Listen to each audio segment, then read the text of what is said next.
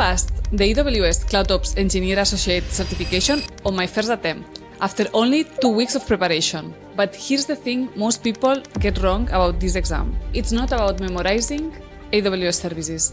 It's about debugging real cloud problems. In this video, I will show you what the exam actually looks like, the most important services to study, the best resources to prepare fast, and a few tricks that helped me pass on the first try. Hi, I'm Anna, and for those who don't know me, I have 14 AWS certifications, among them the CloudOps Engineer Associate. Let's dive in. What is AWS CloudOps Engineer Associate? First, a quick update. AWS renamed a few months ago the SysOps Administrator Associate certification, and now it's called the AWS Certified CloudOps Engineer Associate. But don't worry, the exam itself hasn't changed much. It's basically a new version of the same certification. The exam details 130 minutes, 65 questions, the passing score is 720 out of 1000, and the exam fee is $150, as it's an associate level certification. And if you already passed another AWS certification, you can claim a 50% discount for this one. And you can take the exam online or at a testing center. The real focus of the exam. This certification focuses heavily on operations in AWS, so expect questions about monitoring, troubleshooting, security, networking, performance optimization, cost control. What surprised me is how many questions are scenario-based debugging questions. Instead of asking what does this service do, they ask why is this architecture failing and how would you fix it? So you really need to understand how services work together. Most important services to study. From my experience, these services appear a lot in the exam. Monitoring and compliance, you must understand CloudWatch, CloudTrail, AWS Config, Systems Manager, SSM, and pay attention to CloudWatch synthetics. This service lets you create Canaries to monitor endpoints and workflows. The exam may ask you about different types of Canaries, organizations and centralized logging. Another major topic is multi-account environments. Understand how centralized logs use AWS organizations, integrate with services like Security Hub, configure cross-account monitoring. Many questions involve Amazon Machine Images, AMI. For example, if an AMI is encrypted, you cannot simply share it. You must also share the KMS key used to encrypt it. These small details often decide whether you get the question right. You should clearly understand the differences between application load balancer, network load balancer, global accelerator, and also auto-scaling groups, scaling policies. Expect questions on CloudFront, Cloud 53, especially DNS record types like A records, 4xA, AAAA, CNAME, ALIA records. Knowing when to use each one can help you quickly eliminate wrong answers. CloudFormation appears a lot in the exam. Make sure you understand StackSets, change sets, drift detection, weight conditions, CFN signal.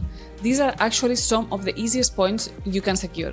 Aurora is another commonly tested topic. No features like backtracking, only for Aurora MySQL, point-in-time recovery, multi-AZ clusters, Aurora Proxy. Sometimes the exam tries to trick you. For example, it might mention Aurora PostgreSQL backtracking, but backtracking is only available for Aurora MySQL. A few months ago, AWS updated the exam version. The new version code is SOAC03. AWS added around 25 new services. Some important additions include ECS, EKS, container services, Grafana, Prometheus, new networking tools, observability services. Containers are now officially part of the exam scope. My study plan.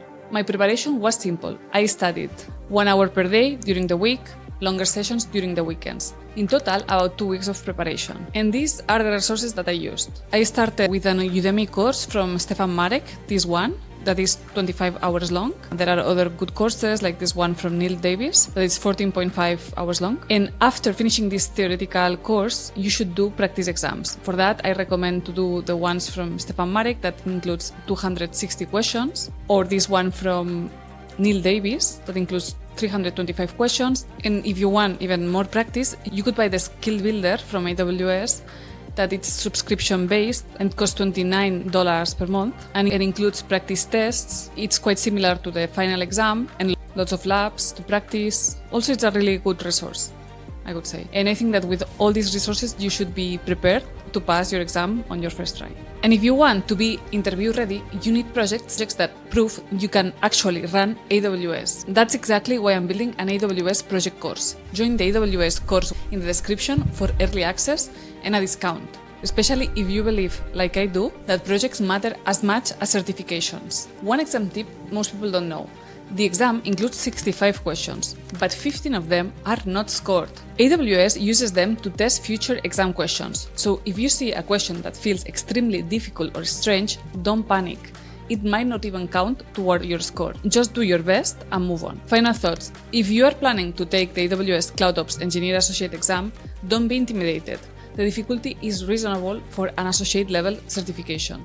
Focus on monitoring, debugging scenarios, infrastructure operations, and make sure you practice real-world scenarios, not just memorize services. And if this video helped you, don't forget like and subscribe. This helps a lot the channel. Good luck with your exam and see you in the next one.